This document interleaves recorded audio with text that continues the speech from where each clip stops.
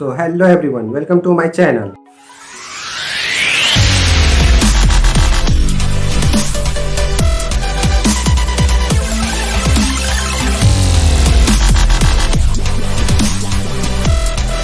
So guys, आज हम बात करने वाले हैं लोकी 2 एपिसोड 4 की।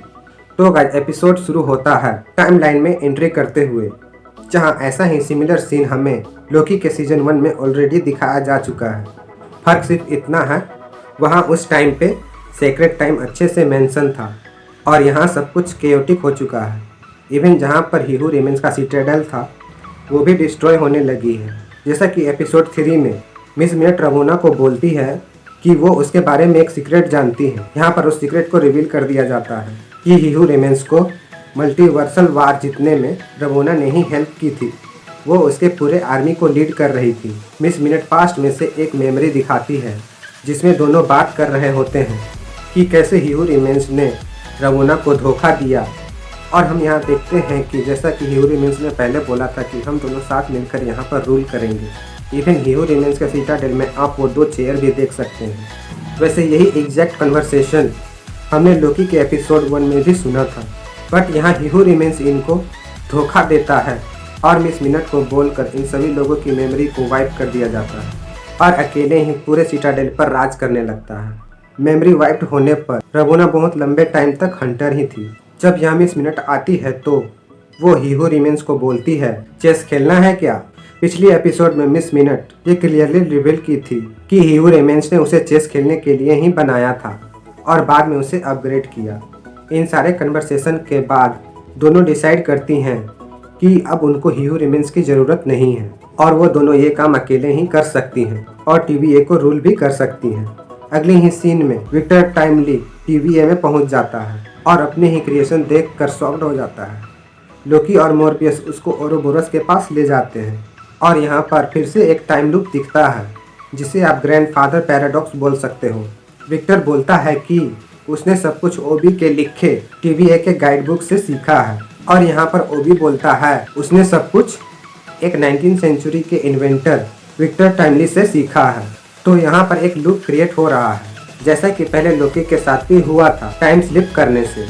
इवन ओबी यहाँ पर snake eating his own tail का एग्जाम्पल भी देता है, जो कि मैंने पहले एपिसोड में भी बताया था। ओबी का जो नाम ही ओरोबोरस है वो एक सिंबल को रिप्रेजेंट करता है, जिसमें आप एक स्नेक को अपनी ही पूंछ खाते हुए देख सकते हो। सॉर्ट ऑफ आप इसको लूप कह सकते हो, सेल्फ डिस्ट्रक्शन का। और टेक्निकली लोकी की सीरीज में भी यही होगा, जहाँ TVA डिस्ट्रॉय होगा, देन अगेन TVA का क्रिएशन भी होगा और हीहू रिमेंस फिर से इसे रूल करेगा। सीजन 1 में जस्ट मरने से पहले हीहू रिमेंस ने ये बोला था, तो हाँ इसका एक ही सॉल्यूशन है कि इस लूप को किसी भी तरह से तोड़ा जाए, नहीं तो अल्टीमेटली ये लूप चलता रहेगा और सेम इवेंट्स बार बार होती रहेंगी। खैर यहाँ ओबी विक्टर टाइमली को लूम का एक्सप्लेन करता है कि कैसे उनको लूम की कैपेसिटी बढ़ानी होगी। वहीं विक्टर अपना वह प्रोटोटाइप डिवाइस दिखाता है और इस डिवाइस के थ्रू इस मल्टीप्लायर को ठीक किया जा सकता है, जो कि पिछली एपिसोड में भी दिखाया गया था। फिर लोकी, मोबियस और सिल्वी यहाँ ओबी और विक्टर को अपने काम पर छोड़ देते हैं, लेकिन यहाँ सिल्वी को अभी भी लोकी पर भरोसा नहीं है और TVA पर तो बिल्कुल भी भरोसा नहीं है। वो चाहती इशू फिक्स करने से बेटर है कि TVA को डिस्ट्रॉय करो और स्क्रैच से स्टार्ट करो। जैसा कि सिल्वी सीजन 1 से ही बोल रही थी कि सबका अपना फ्री विल होना चाहिए, जहाँ लोकी बोलता है हम ऐसे ही सबको फ्री विल देकर ऐसे ही नहीं छोड़ सकते। जहाँ सिल्वी बोलती है क्या अब हम गॉड प्ले करेंगे, तो लोकी बोलता है वी आर गॉड। एक तरह से देखा जाए तो लोकी भी वही कर रहा है जो हीहू रिमेंस करता था, लेकिन इन अ बेटर वे।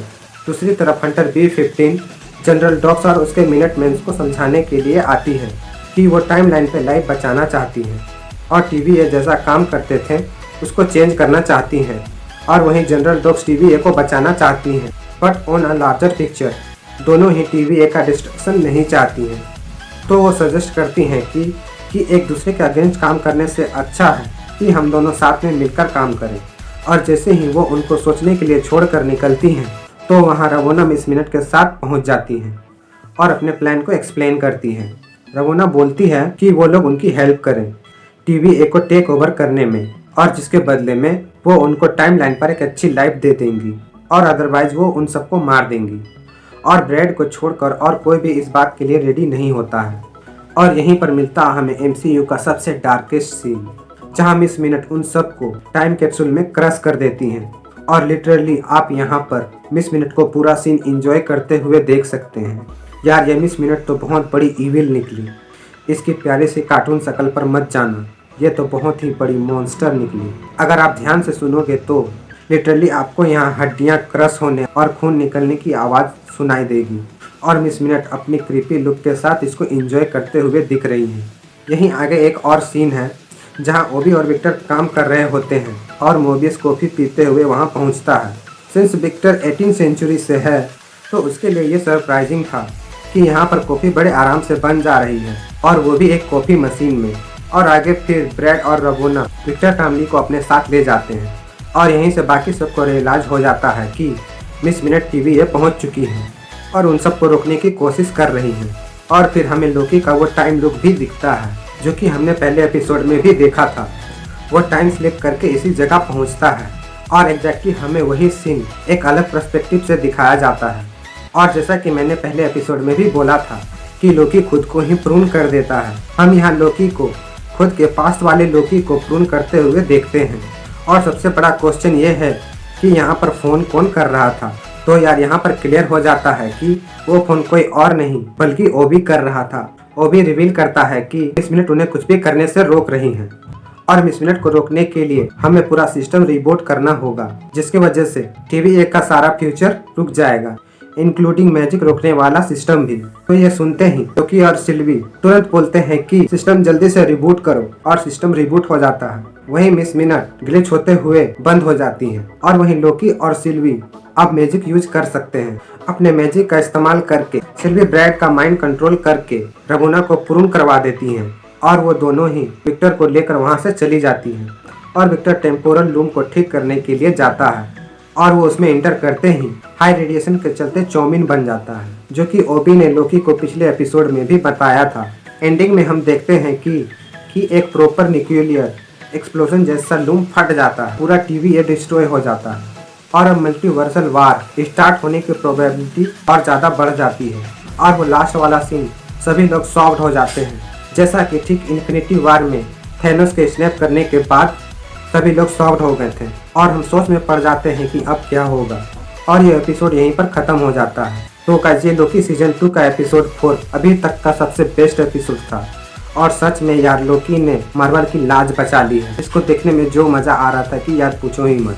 खैर गाइस ये तो मेरा एक्सपीरियंस था।